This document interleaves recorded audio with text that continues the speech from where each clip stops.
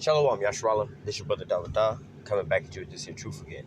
First and foremost, I want to give all praise, honor, and glory to Yahweh, Ba'ashem, Yahweh Shai, Ba'ashem, Rakakadash. Double honor to the apostles and elders of the great millstone that taught us this truth and ever will. And salutation and much love for you, I can pushing this truth and sincerity over the four corners of the earth and enduring afflictions to feed and edify the elect. So I'm going to jump into this here article real quick. It says the progressive haven of San Francisco is now a haven for shoplifters, thieves, and drug addicts. All right.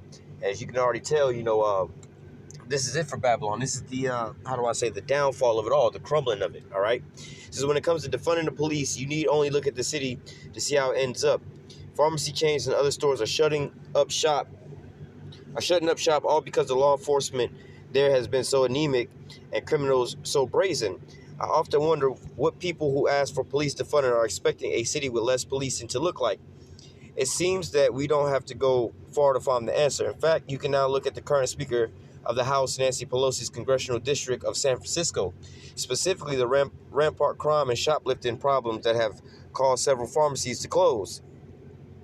It says a recent article in the San Francisco Chronicles detail the exact amount of damage that is caused by these policies. San Francisco has become a hub of organized retail crime, costing companies thousands upon thousands of dollars and causing store closures. The California Penal Code treats the shoplifters of goods worth less than $950 as a misdemeanor. Often people charged with these crimes are simply let go. All right, because this is all programmed or predictive programming. They're trying to make it seem as if the police are so corrupt. All right, and then ultimately trying to get rid of them, and things go spiral even further out of control. And then guess what? Jacob's trouble starts rolling around the corner. All right, but at the same time, you see that Babylon is stuck between a rock and a hard spot. All right, it's on face value, they seem to be like, all right, well, we have an issue, let's try to solve the issue, but ultimately it's just damaging their own space. All right, it says the resulting spike in shoplifters have seen pharmacy chain Walgreens alone forced to shutter 17 of its stores in the city. Theft in their shops in the city is 4 times the average elsewhere in the country, and the chain spends 35 times more on security guards in the city than elsewhere. At CVS, another pharmacy chain, 42% of losses in the Bay Area came up from 12 stores in San Francisco, which make up only 8% of the market share. It's not just shops being affected. Home burglaries and crimes such as car break-ins and thefts of bikes and parcels have all soared. With so little police presence, plus little to no penalty, people who don't give a damn about other people or businesses are more than happy to intrude upon them and steal from them. The resulting blight as shops close and move out of the city and workers end up losing their jobs is huge and will affect the job market for the entire region, because no one wants to sell their goods in a place where they're just going to get stolen by somebody looking to resell them somewhere else. But ultimately, the problem is, I did a video on this the other day about how this was all planned on shutting down these jobs, certain jobs, taking out the quote unquote middle class. All right, but this is all being orchestrated from on high. All right, to create that state of chaos. All right, because they have a thing that they call order out of chaos. But ultimately, this is how do I say? When you watch the movie The Matrix and they're inside the Matrix, everything looks nice like a regular city and everything like that. But then when they come out of the Matrix, everything is all destroyed and everything. That's what the real world looks like. And so ultimately, you have this facade on the outside that, things are so-called all right and everything like that. But then all of a sudden, you look around and then all these businesses are closing down and everything like that, right? They blame it on first of all, the pandemic, all right? Then they blame it on this Black Lives Matter movement and things like that, with the shoplifters defunding the police and all these different things. But ultimately, this was a plan from the jump, man. All right, we're seeing the end of Babylon's glory days, man. All right, the Golden City is coming to naught right now, all right? It says, compare the California Penal Code to that of another state, Illinois, which actually enforces these laws properly. Shoplifting goods worth under $3 can land you in jail for over a year. Texas isn't harsh, but its statuses for shoplifters under $1,000 in merchandise are still steep, with fines around $4,000 and up to a year in jail. Whether people want to admit it or not, steep penalties and strong law enforcement are deterrents to crimes. If you're looking to having to pay 4 times or more the cost of stealing something, you might spend a year of your life in jail. Suddenly, you're more willing to just get out your debit card and pay for it, because the risk reward factor is by no means slanted in your favor. And in reality, the problem isn't the fact that the crimes, the penalty for these crimes are less than what the value of the things that they're destroying or stealing. All right. In order to stop this overnight, what you do is you you introduce jobs to where they can actually make livings off these things, because they keep talking about, oh, they stealing these goods here and reselling them somewhere else. So it ain't the goods that they want. It's not like that they stealing flat screen TVs and now they got 100 flat screens in their house and they just watching a TV in every corner of the house. No, they're stealing these things and selling them on the streets to get money, because why? There ain't no more jobs for these people, man. You didn't shut them all down, all right? And then all of a sudden, it's problem, reaction, solution. You get rid of the jobs, all right? And then you make people fight over the little crumbs of the jobs they have. Then when you have the pandemic, all these little spots start shutting down, all right? Then what? You have all these people that's unemployed, still have to eat and everything like that. So they go do what? Go to the black market. Just like I would always say about drug dealing and things like that, man. All right, you want to stop drug dealing overnight? Well, what you do is you just, offer jobs out to these same people way more than what they can make. But if it's more enticing for them to sit there and make, $400 or $500 sitting on the couch all damn day, like, you can't really compete with that if you're trying to offer somebody $300 a month.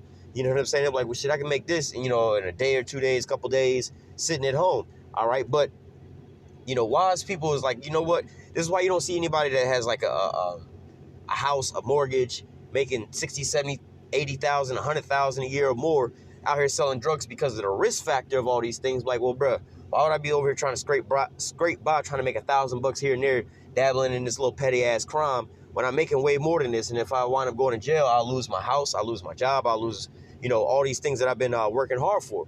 All right, so just like the crack epidemic, when they had the war on drugs, first thing first, they got rid of all the jobs. Then they introduced a so-called black market out there. This is why Jake was out there selling all those drugs. All right, not to be cool and flashy, but to just to get by. All right. It says, not to mention, let's say you're the mayor of a city and you want your economy to improve. You want businesses and their owners to feel safe operating within your town. The best way to ensure that is to keep peace and to have cops on duty there.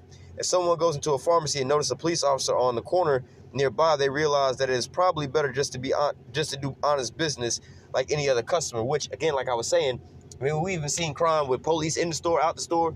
How many times you seen in movies and real life, people go hold up banks? They have security guards there, armed police there, but it still happens. But the real reason is because you've taken away their resources, right? And this is ultimately showing where Babylon is at right now, man. All right, they only really have money to fund, a military arm and a strong arm like that. They don't have and the wits and everything like that to actually arm the people with the resources that they need. You wouldn't have crime, man.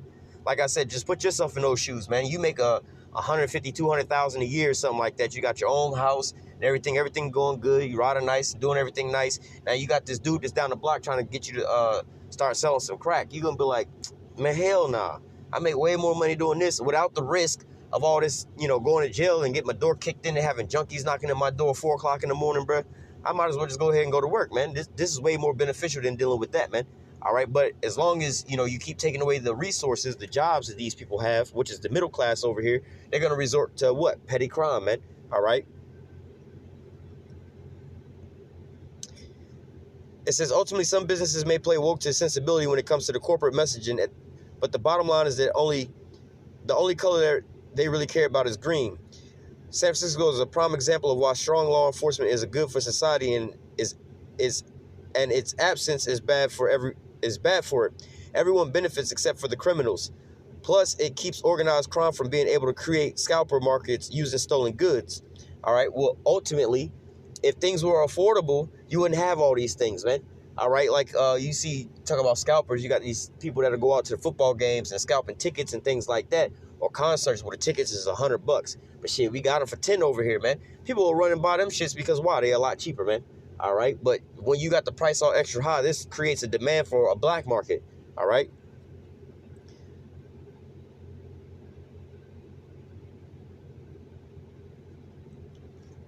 Come on.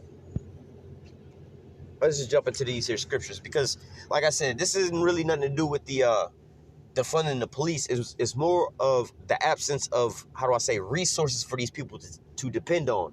All right. Go back to the crack epidemic in the 80s. All right. And in the 70s with the heroin epidemic. All right. Well, what they did was they took away the jobs, the resources for Jake to have. All right, and then they started dropping off drugs in their neighborhood, started dropping off guns in their neighborhood, and then what? You started the creation of all these gangs and stuff like that. Well, the gangs as you know them today, all right, because you still had the gangs back then at that point in time. And guess what Jake was out there doing? They were policing their own neighborhood with those gangs. This is the origins of the Crips. This is the origin of what's some California or Chicago gangs, the Black P Stones, the Gangster Disciples and stuff like that. This is what their origins are, man. They was actually self-policing their own neighborhoods and stuff like this, from Esau rolling up in there and doing crazy shit, man.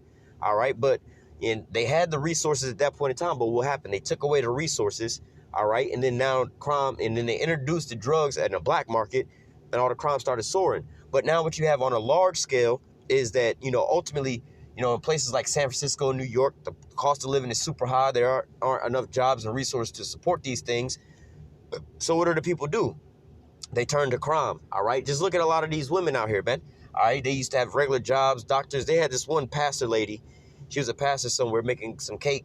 But then all of a sudden, they had the shutdowns when people weren't going to church. And guess what she resulted to doing, all right? The world's oldest profession, prostitution. She went on to OnlyFans and opened up her page because why? Her flow of money stopped coming in, and it made her, not to say into a criminal, but it made her do some, if she was quote unquote on a moral path before, it made her go beyond her means and the things she would believe in just to be able to eat. All right. But like I said, this is a show of, the real economic state of America, man. All right. You have these stories like this and they try to cover it up over, Black Lives Matter. The police are too rough, so they got to defund them. Then this is causing the crime to soar. But ultimately, you don't have no damn jobs here. If everybody was, busy with their jobs, they wouldn't have time to be dealing with no crime and no petty shit like that, man. All right. I got a regular job, like a regular person job. I don't make like $1 billion and no shit like that. But at my little job, I make enough to just get by, right? I'm not interested in the little 16-year-olds that's trying to break in cars and steal some radios and sell these bitches for $50, $100, because I'm like, bro, if I get caught with that shit, you know how much money it's going to cost me to get out of jail, and then I might lose my job? I'm not finna risk all this for $50, bro. I make more money than that going to work, man. You see what I'm saying? And like I said, I don't make a whole lot of money to be bragging, I make $100,000 a year or something. Like, no, bro. Like, I make more than enough to be trying to risk all of this shit for $50. So the reward factor ain't there for me to commit no damn crime. All right. But if I was homeless and shit like that and I had to eat and a family to live off of, that $50 would look very lucrative. All right.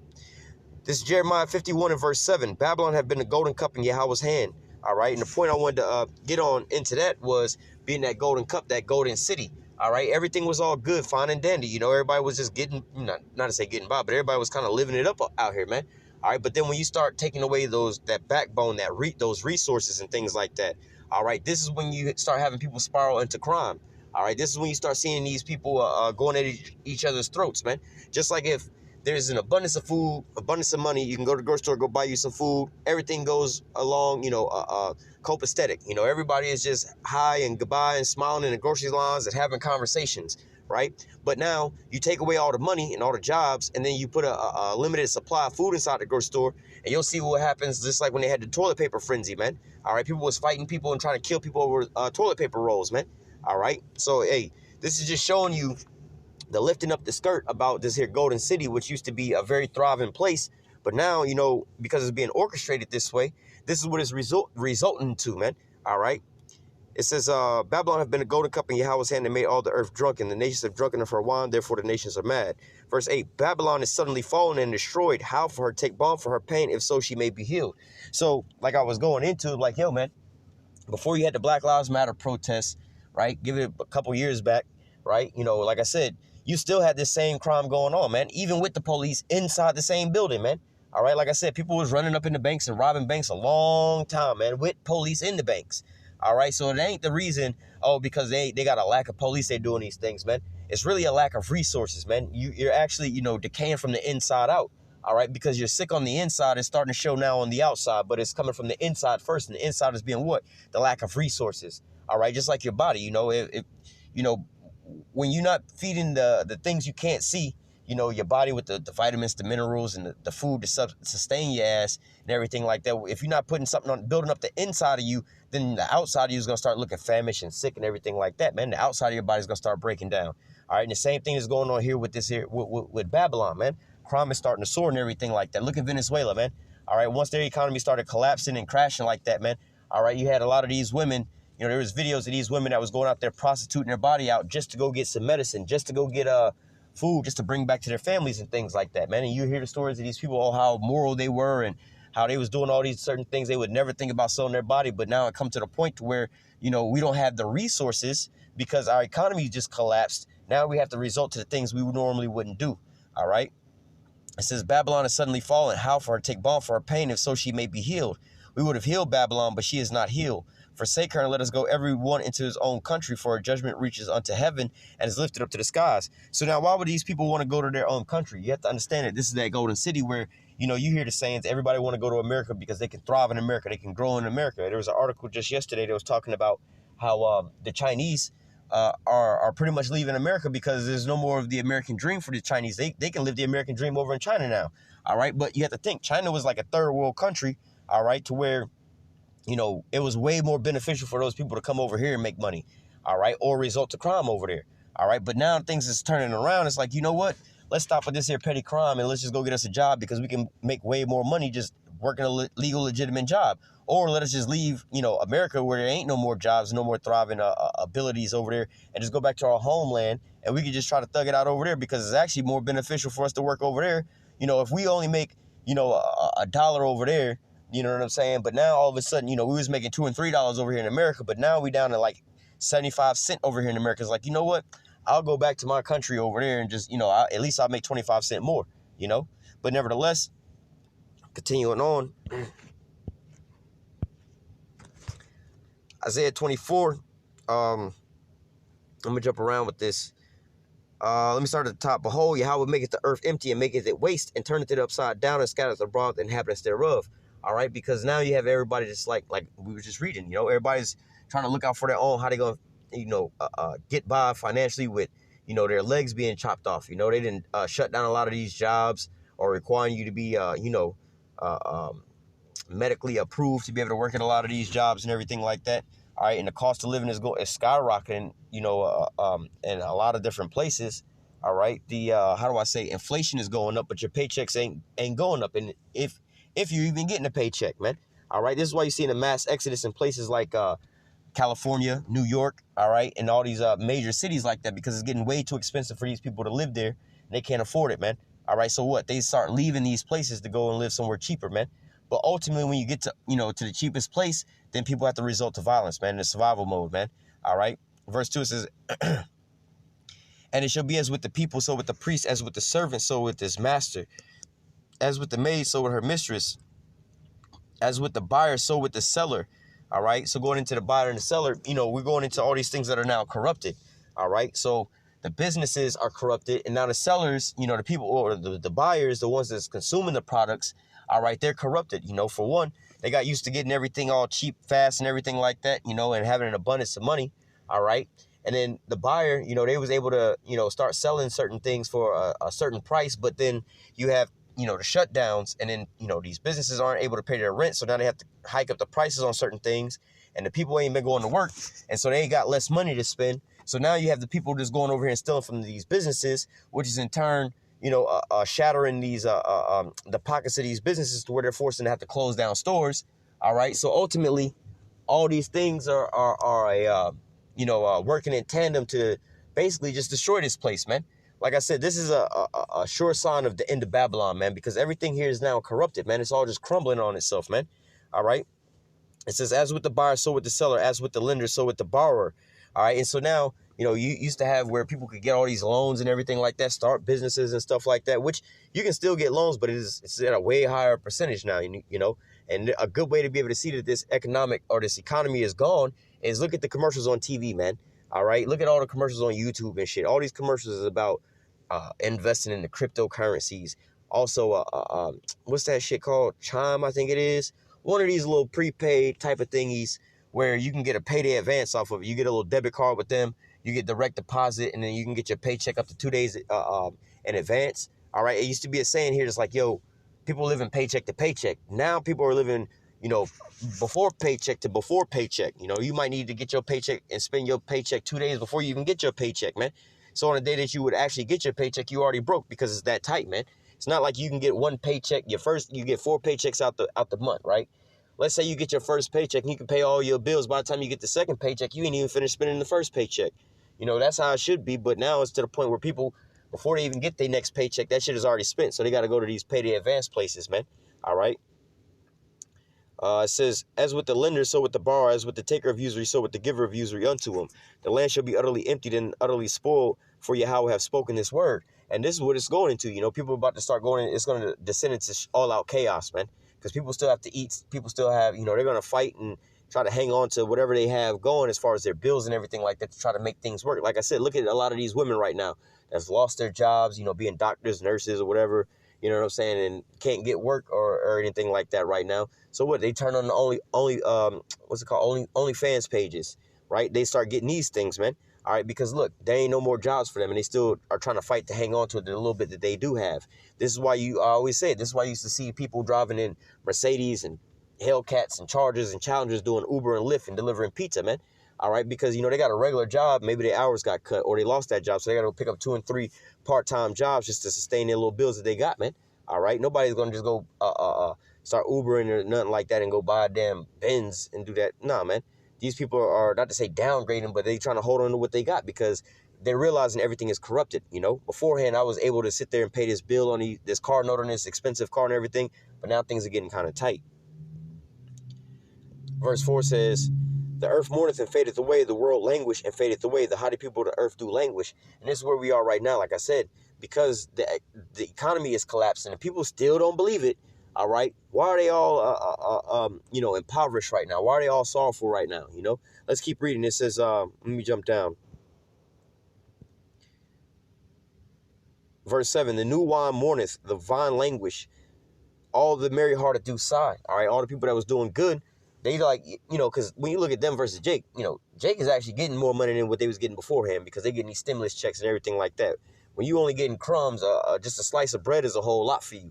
But a slice of bread is taken away from somebody who's normally used to eating a damn sandwich, you know, with 2 slices of bread, some meat, and, you know, some condiments on there, right? I mean, now if all they got to eat with is 1 slice of bread and they missing everything else, they losing off. But when you used to just eating crumbs, getting just 1 slice of bread, that's a come up. Even though you ain't really got nothing, it's still a come up from what you did have, man. All right, so to these people that was, you know, living it up, living in these high rises, living downtown, living in these major cities, they can't afford these things no more, man. All right. It says, verse 8, the mirth of tabret ceased, the noise of them that rejoice endeth, the joy of harps ceaseth. All right, so when you go to, like, hey, you go out to these clubs and these bars, you see them, the ones where Jake be at be packed, you know, because they trying to go spend up their little stimmy checks. But then when you look at where the places where Esau would normally be at and everything like that, they in there, how do I say, sad face and everything like that. They not really turning up and partying like that, man. All right, you see Jake out here buying all these new Hellcats and Chargers and shit like that. All right, but Esau's over here downgrading and things like that, man. All right, they moving. A lot of these Edomites are moving, but they're moving to, you know, downgraded houses. Maybe their house was 700-something thousand. Now they moving to a $200,000 or $300,000 home. All right. It says they shall not drink wine with a song. Strong drink shall be bitter to them that drink it. And like I said, for those people that are really losing out on some things, a lot of these Edomites that's really had a stake in this here place. All right. You know, alcohol prices are going up right now. All right. People are binging on drugs. But it's not like they in a turn-up party type mood. You know, they more or less in a mourning type sorrowful spirit right now because, hey, they can foresee what's really going on. These, you know, you think about what we were reading in an article, the Walgreens business owners are shutting down their damn couple stores and things like that, man. You think when they go and get a drink that they happy and celebrate, yeah, we closing down more stores, or damn, that's less money we about to be making, man. All right, that's less of our bonus we about to be getting. All right, verse 10, the city of confusion is broken down and every house is shut up that no man may come in. All right, and the city of confusion, which is Babylon, all right, is broken down. Every house is shut up, you know, because look, it's not just thriving like how it was beforehand, man. You got stores with limited hours, limited things, restaurants with limited things on the menu, all right, limited seating inside the place, not because of the pandemic, but because they ain't got enough people that's going in there working, man. All right, and then, you know, and that's twofold because, hey, you know, with those level type of jobs, not a lot of people are trying to apply for those jobs. They're making more money off of, you know, off of the government. But on the other side of that, you know, a lot of people don't have this extra money just to go out and just be going out to eat like that, man. Because, look, their hours might have been cut. They're working from home. They may have lost their job. So you have less people that's going inside of these things, man. Like I said, this is a controlled, chaotic state that you know, Babylon is being thrown into, all right? It says, there's a crying for wine in the streets. All joy is darkened. The mirth of the land is gone. All right, the crying for wine in the streets. They want to have answers. They want to know what the hell is going on. When we're going to get back to a norm. Now, people have been conditioned to this. They ain't even asking to go back to a new norm. They just like, well, shit, this is what it's going to be, and we're going to just ride it out like this, man. All right, those that's in the know, like in Ecclesiastes 12 say, that the keepers of the house are strong men when they should bow themselves. They understand this whole place is gone and done and over with, man. All right. It says the city is left desolation and the gates smitten with destruction. So going into this, basically, this place is all boarded up and like I said, you don't have you have a give and take relationship. You need people to be spending money in order for these businesses to thrive. But if the people ain't got the money to spend, then the businesses ain't got nobody to consume their products, in turn to keep those businesses afloat, in turn to pay people to work for those businesses. All right. So, hey, they've overtaxed the people and got to a certain point to where, it's just hard for people out here to maneuver, man. You got to have 2 and 3 full-time damn jobs just to pay your damn bills, man. All right.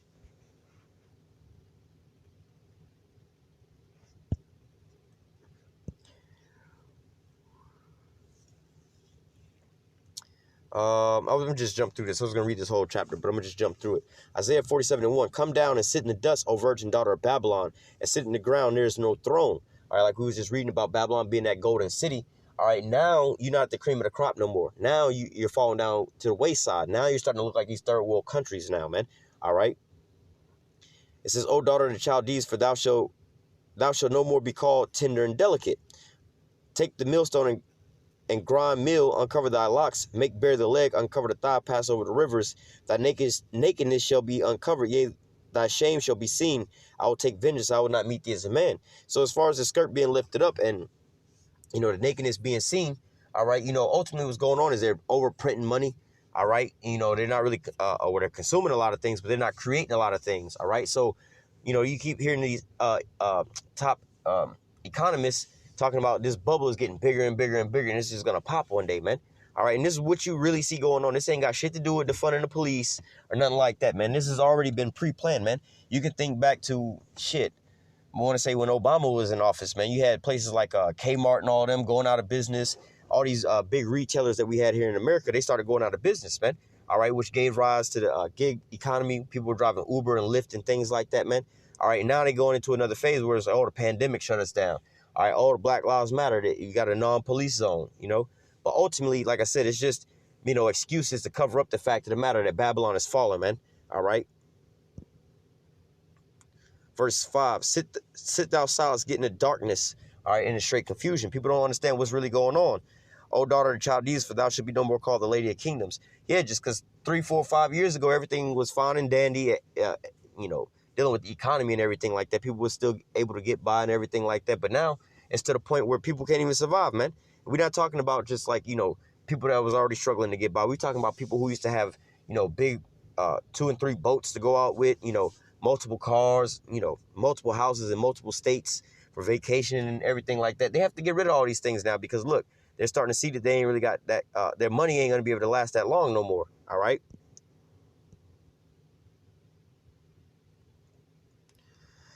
Verse 7, and thou sayest, I should be a lady forever, so that thou did not lay these things to heart, neither did thou remember the latter end of it. All right, because they thought it was going to ultimately be blessed after, taking Jake down and just coming up. But they didn't realize that there was an expiration date on these things. They thought it was going to just, like the scriptures say, the inward thoughts is, they named the lands after themselves, and the inward thoughts that their land's going to continue forever, roughly paraphrasing. All right, that's what they thought. They was going to just ride out into the sunset forever. All right, it says, therefore hear now this, thou that art given to pleasures, that dwellest carelessly, that sayest in thy heart, I am, and none else beside me. All right, I shall not sit as a widow, neither shall I know the loss of children. So this was the sentiment of America. I ain't gonna never fall. We're gonna continue on and just continue on thriving and thriving and thriving and thriving and thriving. All right, you ain't think that there was gonna be a downturn. All right, but these 2 things shall come to you in a moment, and one day, a loss of children and widowhood. They shall come upon thee in their perfection, for the multitude of thy sorcery and for the great abundance of thy enchantments. So for the longest time, they've been selling this here American dream and, go to school, get your degrees and go to college and all these things, get you a good job and save up and move out, the American dream. But, with the student loan crisis, they're realizing now that this is such a trap. You're going to never be able to pay that out.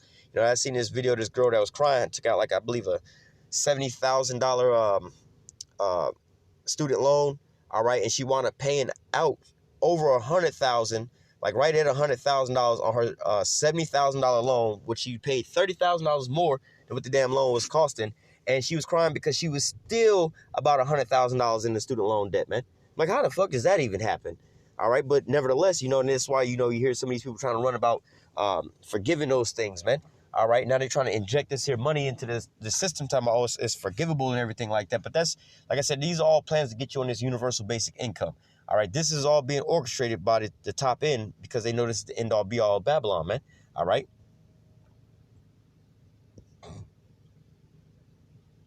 Verse 11, therefore shall evils come upon thee, and thou shalt not know from whence it riseth, and mischief shall fall upon thee, and thou shalt not be able to put it off, and desolation shall come upon thee, and subdue thee suddenly, which thou shalt not know. All right. So all of a sudden now, all these things are going to just start coming out the woodwork, hitting them left and right, left and right, left and right. Now all of a sudden, people, you know, like these Edomites who used to tell you, oh, everything's going to be good, everything's going to keep riding out, we got a good future and everything like that. Now they trying to figure out what the hell is going on, why they 401k plans is tanking, their pensions ain't there no more. You know, they got to go back to work and go get another job just to afford health insurance and all these different things, man, just to afford their mortgage. All right, and all these different things, man. I got one of my customers now, a 94-year-old lady, all right. She was living with her daughter and her son-in-law, which they were older people, you know, like the daughter-in-law and the son, or the son-in-law and the daughter, they old enough to be my parents. Now, they was living in this here house, you know, nice neighborhood and everything like that. Now, the mother, the 94-year-old, she was helping pay the bills and everything like that.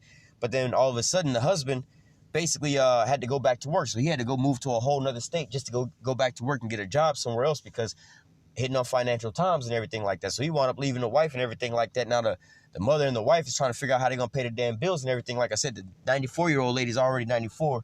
And now she even stressing even more right now, man, trying to figure out how the hell they going to survive. But they had already had it in their mind. They was going to just ride it out into the sunset. But, hey, even when, like I said, Jake, we comfortable being at the bottom already. We already know what it's like not having anything. So right now, it's actually a come up for us. But for these Edomites, all right, like I said, gave you the analogy.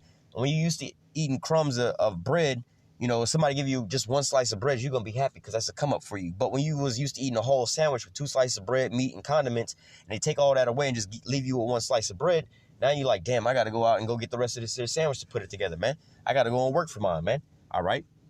Verse 12 says, stand now with thy enchantment and with the multitude of thy sorcery, where thou hast labored from thy youth. If so, thou shalt be able to profit. If so, thou mayest prevail. All right. But ultimately, you know, this is going back into, you know, Babylon being that golden cup that made all the nations mad, the drinking of her Babylonian juice, basically. They did the same thing to these Americans here with the quote unquote American dream. It had everybody invested into this here situation. And now all of a sudden they didn't pull the plug. And now everybody wound up losing the majority of their wealth, man. All right. During this whole pandemic lockdown thing, you know, so many people lost a great percentage of their wealth, man. All right. But the top people, top elites, they didn't more than double their own net worth, man. All right. So look, like I said, this is just, you know, more of a inside proof that America is done financially, man. All right. We keep hearing more and more stories about these things, but this is all what it's resulting to, man. All right. You can't afford to put people back to work. All right. Now people are resulting to crime. All right. And so now people don't understand what the hell to do. Well, we need the police back. Well, we can't afford to bring the police back. All right. Well, we got to do something because the people are just destroying everything. Well, this is what they created. Problem, reaction, solution, man. Get ready for universal basic income, man. All right. I'm going to go ahead and close out with that. Lord, when this here lesson was edifying unto the elect. So next time I say, call halal, Yahweh, Hashem, Yahushua, Hashem, Rakakudash. Double honor to the apostles and the elders of the great millstone that taught us this truth never will. Citation of much love for you. I can push this truth and sincerity over the 4 corners of the earth and endure afflictions to feed and edify the elect. Till next time I say, stay strong. Shalom.